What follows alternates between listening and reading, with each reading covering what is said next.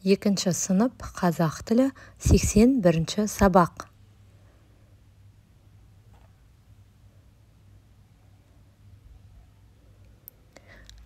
Бүгінгі сабақта жұрнақ пен жалғау, яғни жұрнақ пен жалғауды ажыратуды үйренетін боламыз. 72-ші жаттығу тақырыбына қарап, нұсқаулық мазмұнын болжа және түсініп оқы.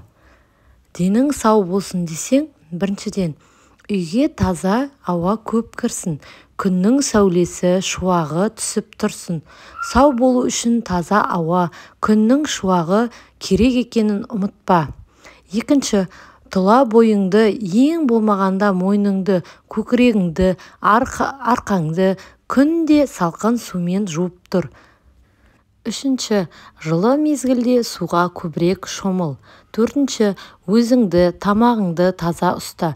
Ішкен жеген сайын аузыңды тазалап шай. Аузыңды таза ұстасаң, тіс ауруының көбінен құтыласың. Бесінші, таза ауада сыртта көбірек серуенде. Алтыншы, өте жылы киімбе басыңа жеңілдеу нәрсе ки. Денеңді тар киіммен, белбеумен, түрлі баумен байлап қыспа. Сегізінші, аяқ киіміңнің өкшесі жалпақ, аласа болсын, биік өкше өте зиянды. Тоғызыншы, киімің әсіресе шұлығың суланса, тез арада шешіп тастап, құрғақ киім ки. Халел Досмұхамедов. Автордың айтқысы келген негізгі ойын тап, яғни автор таза жүру керек екенін, адамға ненің пайдалы, ненің зиян екенін жөнінде айтты.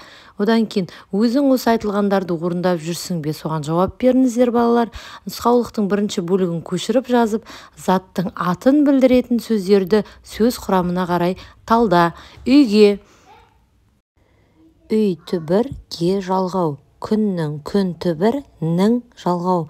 Сәулесі, сәуле түбір, сі жалғау. Су мен су түбір, мен жалғау. Тіс түбір. Төртінші бөлікті басшылыққа алып, тазалықты сақта тақырыбында нұсқаулық құрастырып көр. Бірінші, таңертең тіс тазалап жүр. Екіншіден, қолыңды үнемі сабынмен жу. Үшінші, тырнағыңды уақытында ал. 73-ші жаттығу өлеңді көшіріп жаз. Жан дүнием ізгіліктен жаралған, жүрегімнен күн шуағы таралған. Адамдарды ардақ тұтып аялап, тек жақсылық жасай беру бар арман. Абдырахман Асылбек. Қарамен жазылған сөздерді сөз құрамына қарай талда. Ізгіліктен, ізгі түбір, лік, жұрнақ, тен, жалғау. Жүрек түбір,імнен жалғау. Адам түбір, дарды жалғау. 74-ші жаттығу берілген сөздерге жұрнақ пен жалғауды қатарынан жалғап жаз. Тазалықты, білгіштер, дойбышыны жаңалықтан.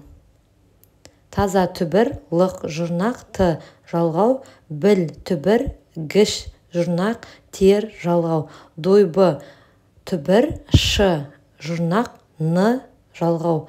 Жаңа түбір, лық, жұрнақ, тан, жалғау. Сөздерге жұрнақ пен жалғаудың қайсысын бұрын жалғадың? Өзің осыдан қорытынды жасап көр. Жасаған қорытындыңды төмендегі ережемен салыстыр.